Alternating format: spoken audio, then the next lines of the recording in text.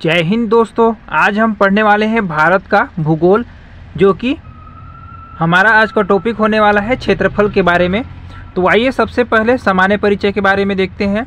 हमारे भारत एशिया महाद्वीप में अवस्थित एक दक्षिण एशियाई देश है और अनियमित चतुष्कोणीय आकृति वाला यह देश हिंद महासागर के उत्तर में अवस्थित है।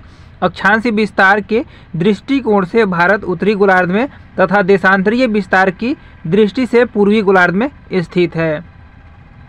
देखिए, भारत विश्व में क्षेत्रफल की दृष्टि से सातवां।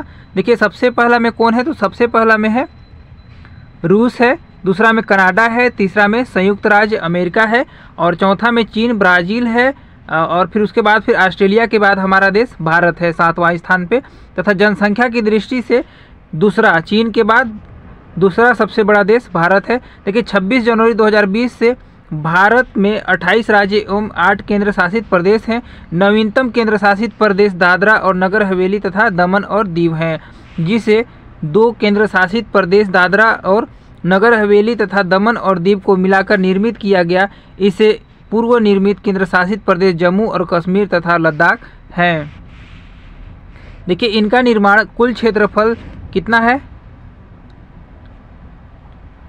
32,87,263 वर्ग किलोमीटर है, जो पृथ्वी के समस्त क्षेत्रफल के स्थलीय भाग के क्षेत्रफल का लगभग 2.4% है। देखिए, भारत में संपूर्ण विश्व की 17.5% जनसंख्या निवास कर रही है। 2011 की जनगणना के अंतिम आंकड़ों के अनुसार भारत मुख्य भूमि का विस्तार उत्तर से दक्षिण तक 3,214 किलोमीटर तथा पूर्व से पश्चिम तक 2,933 किलोमीटर है। तो देख सकते हैं, सबसे पहला देश है रूस है, दूसरा में कौन सा है? दूसरा में कनाडा है, तीसरा में है संयुक्त राज्य अमेरिका, उसके बाद चौथा सबसे बड़ा देश है चीन और पांचवा सबसे बड़ा देश है ब्राज़ील है, पांचवा के बाद छठवां में ऑस्ट्रेलिया है और फिर सातवां में भारत देश है हमारा, और फिर सातवां के बाद आठवां में कौन सा देश है? अर्जेंटीना, और नौवां में कजाकिस्तान है और 10वां में कौन सा है? 10वां में अल्जीरिया देश है। संसार के 10 बड़े देश हैं जो कि क्षेत्रफल के अनुसार से आपको दर्शाया गया है। तो चलिए प्रश्न करते हैं। हमारा सबसे पहला प्रश्न हो जाएगा, भारत के संदर्भ में निम्नलिखित कथनों में से कौन से सही हैं? तो देखिए, भारत विश्व का 6वां सबसे बड़ा देश है, तो ये वाला गलत हो जाएगा। संसार का लगभग 2.4% क्षेत्रफल भारत के अंतर्गत आता है, ये वाला बिल्कुल सही हो जाएगा। और कर्क रेखा देश के बीच से गुजरती है, जो अक्षांशीय विस्तार को 2 बराबर भागों में बांटती है, बिल्कुल सही है। भारत पूरी तरह से उष्णकटिबंधीय क्षेत्र में स्थित है, तो क्या हो जाएगा? चौथा गलत हो जाएगा। नीचे दिए गए कुछ सही उत्तर का चयन करें। तो देखिए, 2 और 3 सही उत्तर हो जाएगा। बाद बाकी देखते हैं क्या ऑप्शन दिया हुआ है। 2 और 3 इसमें बिल्कुल सही हो जाएगा। ऑप्शन नंबर सी इसका राइट आंसर हो जाएगा। आइए जानते हैं, भारत विश्व का 7वां सबसे बड़ा देश है, न कि छठा गलत हो जाएगा, है ना। संपूर्ण भारत का अक्षांशीय विस्तार 6 डिग्री 45 डिग्री से 37 डिग्री 6 अंश उत्तरी अक्षांशीय के मध्य, जबकि उष्णकटिबंधीय क्षेत्र का विस्तार 23 डिग्री 30 अंश उत्तरी एवं दक्षिणी अक्षांशों के मध्य है। इस प्रकार कथन 1 और 4 गलत है। कथन 2 और 3 सही है, क्योंकि भारत का समस्त स्थलीय भाग संसार के कुल क्षेत्रफल का 2.4% घेरे हुए हैं और कर्क रेखा देश के बीच से गुजरती है, जो अक्षांशीय विस्तार का 2 भागों में विभाजित करती है। तो ये वाला इसका हो गया व्याख्या हो गया दोस्तों। अगला देखते हैं, क्वेश्चन नंबर 2 हमारा हो जाएगा, निम्नलिखित कथनों में से कौन से भारत के बारे में सही है? तो देखिए, उत्तर के चयन हेतु अधोलिखित कूट का उपयोग कीजिए। तो देखिए, भारत विश्व का 5वां बड़ा देश है, तो देखिए ये वाला गलत हो जाएगा और यह स्थल मंडल के कुल क्षेत्रफल का 2.4% भाग अधिकृत किए हुए हैं, तो ये वाला देखिए बिल्कुल सही है। और फिर समूचा भारत उष्णकटिबंधीय पर स्थित है, तो ये वाला भी गलत हो जाएगा। और देखिए, 82 डिग्री 30 सेल्सियस पूर्वी देशांतर का उपयोग भारतीय मानक समय को निर्धारित करने के लिए किया जाता है।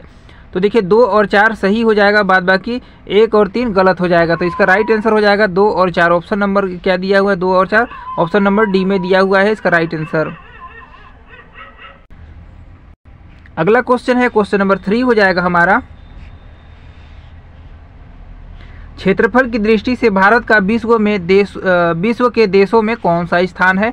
तो देखिए अभी हम पढ़े थे क्षेत्रफल की दृष्टि से भारत विश्व का देशों में देखिए 7वां स्थान रखता है, तो ऑप्शन नंबर सी इसका राइट आंसर हो जाएगा, है ना। अगला देखते हैं क्वेश्चन नंबर 4 हो जाएगा, भारतवर्ष आकार में विश्व का है। तो देखिए भारतवर्ष आकार में विश्व का क्या है, 5वां सबसे बड़ा देश, 6ठा सबसे बड़ा देश या 7वां सबसे बड़ा देश या फिर उपयुक्त में से कोई नहीं। तो ये वाला MPPSC प्री 2010 में पूछा गया क्वेश्चन है। तो भारतवर्ष आकार में विश्व का 7वां सबसे बड़ा देश है, तो ऑप्शन नंबर सी इसका राइट आंसर हो जाएगा।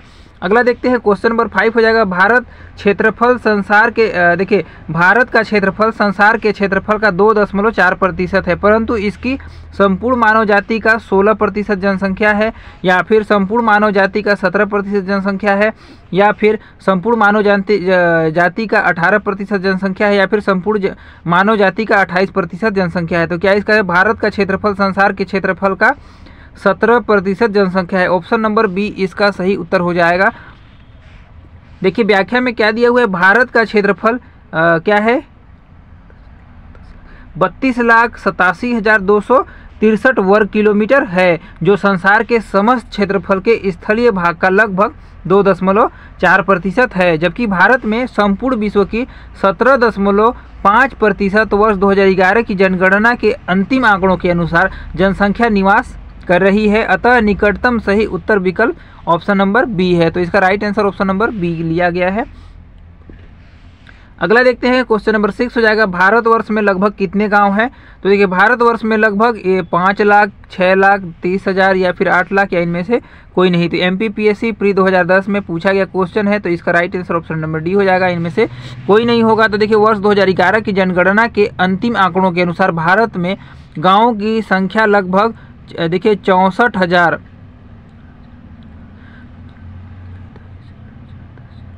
6,40,932 है, अतः विकल्प डी सही इसका उत्तर हो जाएगा, क्योंकि इसमें सही उत्तर नहीं दिया है। तो 6,40,932 गांव भारतवर्ष में हैं, वो भी 2011 की जनगणना के अनुसार है।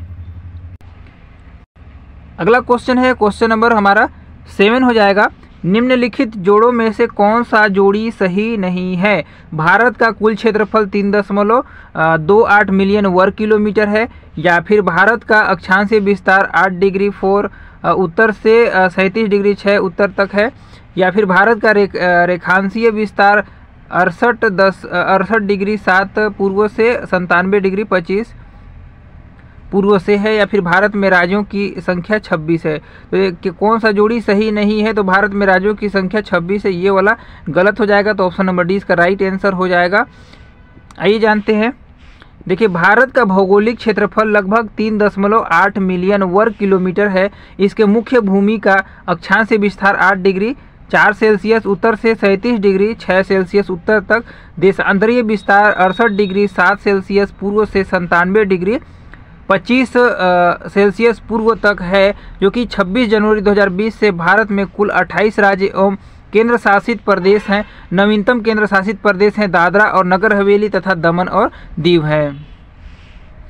अगला देखते हैं क्वेश्चन नंबर 8 हो जाएगा, भारत के निम्नलिखित कथनों में से कौन सा असत्य है। देखिए भारत विश्व का 7वां सबसे बड़ा देश है, बिल्कुल सही है। भारत जनसंख्या की दृष्टि से विश्व का दूसरा राष्ट्र है, बिल्कुल सही है। इसकी भूमि सीमा का विस्तार लगभग 15,200 किलोमीटर है। और फिर सर्वप्रथम बिल्कुल सही ऑप्शन नंबर सी भी, सर्वप्रथम सूर्योदय मिजोरम राज्य में मिलता है, गलत हो जाएगा ये वाला। तो देखिए आइए जानते हैं, ये वाला UPRO ARO मेंस 2016 में आया हुआ है, जो कि उस समय का राइट आंसर क्या हो जाएगा, भारत जनसंख्या की दृष्टि से विश्व का दूसरा सबसे बड़ा देश है। आइए व्याख्या में इसके बारे में समझते हैं। देखिए भारत में सर्वप्रथम सूर्योदय अरुणाचल प्रदेश राज्य में होता है, तो ये वाला याद रखिएगा। भारत में सर्वप्रथम सूर्योदय कहाँ होता है, तो अरुणाचल प्रदेश राज्य में होता है। भारत विश्व का 7वां सबसे बड़ा देश है, बिल्कुल सही है। भारत जनसंख्या दृष्टि से चीन के पश्चात विश्व का दूसरा राष्ट्र है, लेकिन UNFPA के अनुसार वर्ष 2023 में भारत की जनसंख्या 1428.6 मिलियन एवं चीन की जनसंख्या 1425.7 मिलियन है। इस प्रकार अब भारत विश्व में सर्वाधिक जनसंख्या वाला देश है। इसकी भूमि सीमा का विस्तार लगभग 15,200 किलोमीटर से 15,200 किलोमीटर कितना है 15,106.7 किलोमीटर है। तो देखिए जनसंख्या की दृष्टि में भारत पहले स्थान पर है। तो ये वाला 2016 में आया था, उसके हिसाब से लिया गया उत्तर था, इसीलिए अब हो जाएगा भारत जनसंख्या की दृष्टि से प्रथम स्थान रखता है। तो ये वाला पहला हो जाएगा, फर्स्ट स्थान रखता है। अब देखते हैं अक्षांश विस्तार के बारे में। तो अक्षांश विस्तार के बारे में देखेंगे, ये वाला दूसरा टॉपिक है। देखिए भूपृष्ठ पर विषुवत रेखा है ना, उत्तर या दक्षिण दिशा में स्थित किसी भी बिंदु की पृथ्वी के केंद्र से मापी गई कोणीय दूरी को अक्षांश कहा जाता है। अक्षांश रेखा वे काल्पनिक रेखाएं होती हैं जो पृथ्वी के चारों ओर पूर्व से पश्चिम दिशा में विषुवत रेखा के समांतर खींची गई रेखा अक्षांश को अंशों, मिनटों एवं सेकंडों में दर्शाया जाता है। देखिए पृथ्वी को दो बराबर भागों में बांटने वाले 0 अंश अक्षांश को भूमध्य रेखा कहा जाता है। विषुवत वृत्त भूमध्य रेखा के उत्तर भाग को उत्तरी गोलार्ध और दक्षिणी भाग को दक्षिणी गोलार्ध कहते हैं। भूमध्य रेखा के उत्तर में स्थित अक्षांश रेखाओं को उत्तर अक्षांश और उत्तरी अक्षांश रेखाएं तथा भूमध्य रेखा के दक्षिण स्थित अक्षांश रेखाओं को दक्षिणी अक्षांश रेखाएं कहते हैं।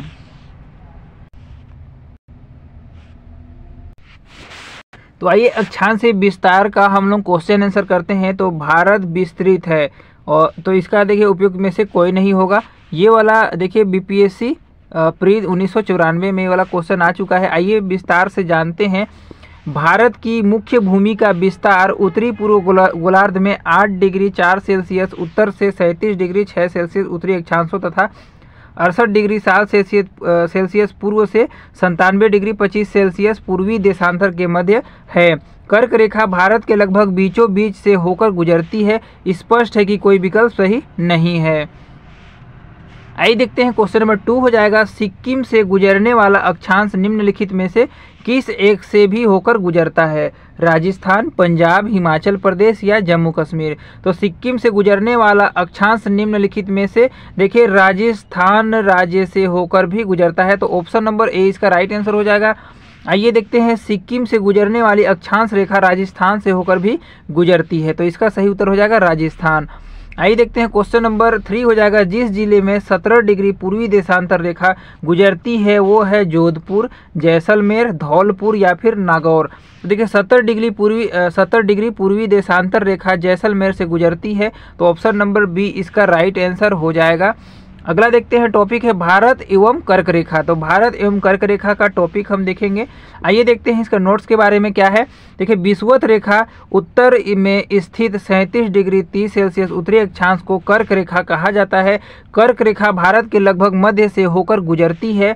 कर्क रेखा भारत के कुल 8 राज्यों से होकर गुजरती है, जिनमें से गुजरात, राजस्थान, मध्य प्रदेश, छत्तीसगढ़, झारखंड, पश्चिम बंगाल, त्रिपुरा और मिजोरम। तो देखिए ये सभी 8 राज्य हैं कर्क रेखा जिससे होकर गुजरती है। तो आइए इसका प्रश्न उत्तर देखते हैं। तो आइए प्रश्न उत्तर देखने से पहले हम लोग एक सबसे पहले मानचित्र की सहायता से समझते हैं। तो देखिए सबसे पहले कर्क रेखा गुजरात से होकर गुजरती है, फिर मध्य प्रदेश से, फिर छत्तीसगढ़ से, फिर उसके बाद क्या है ये वाला है झारखंड से, उसके बाद फिर पश्चिम बंगाल से, फिर यहाँ पे है त्रिपुरा से और फिर उसके बाद मिजोरम से होकर गुजरती है, जो कि 1 2 3 4 5 6 7 और 1 8 से होकर गुजरती है। मिजोरम और अगरतला, त्रिपुरा, छत्तीसगढ़, मध्य प्रदेश, रांची हो जाएगा और फिर गुजरात हो जाएगा। ये सभी होकर गुजरती है कर्क रेखा। तो दोस्तों देख सकते हैं यहाँ गुजरात है लेकिन राजस्थान से होकर थोड़ा सा टच कर रहा है। तो ये वाला 1 हो जाएगा, 2 हो जाएगा, तीसरा हो जाएगा मध्य प्रदेश, चौथा छत्तीसगढ़ और 5वां हो जाएगा झारखंड, 6वां हो जाएगा पश्चिम बंगाल, 7वां हो जाएगा त्रिपुरा और 8वां हो जाएगा मिजोरम। तो ये वाला कर्क रेखा इधर से होकर गुजरती है, देख सकते हैं। देखिए अगला व्याख्या देखते हैं, सूर्य के उत्तरायण के बाद से ही उत्तरी गोलार्ध में दिनों की अवधि बढ़ती जाती है। 21 जून एवं इसके निकटतम तिथि को सूर्य उत्तरायण स्थिति के सर्वोच्च बिंदु कर्क रेखा पर होता है। इस समय उत्तरी गोलार्ध में दिन की अवधि सर्वाधिक एवं रात सबसे छोटी अवधि की होती है तथा दक्षिणी गोलार्ध में इसके विपरीत स्थित होती है। माही नदी कर्क रेखा को 2 बार पार करती है। तो माही नदी कर्क रेखा को 2 बार पार करती है। आइए देखते हैं महत्वपूर्ण भारतीय नगरों की अक्षांशीय रेखा स्थल और उत्तरी अक्षांश। तो अगरतला देखिए 23 डिग्री 50 सेल्सियस में है। गांधीनगर है 23 डिग्री 19 फ़ारेनहाइट में है। जबलपुर है 23 डिग्री 11 फ़ारेनहाइट में है। उज्जैन है 23 डिग्री 9 फ़ारेनहाइट में। कोलकाता है 22 डिग्री 30 फ़ारेनहाइट में। नागपुर है 21 डिग्री 9 फ़ारेनहाइट में। और अहमदाबाद है 23 डिग्री 2 फ़ारेनहाइट में है। अगला है वाराणसी है, देखिए वाराणसी क्या है 25 डिग्री 18 फ़ारेनहाइट में। और भोपाल है 23 डिग्री 25 फ़ारेनहाइट में स्थित है। तो अगर दोस्तों वीडियो अच्छा लगा हो तो हमारे चैनल को सब्सक्राइब कीजिएगा, लाइक कीजिएगा, शेयर ज़रूर कीजिएगा। मिलते हैं इसी तरीके से अगले वीडियो के साथ। तब तक के लिए जय हिंद, जय भारत।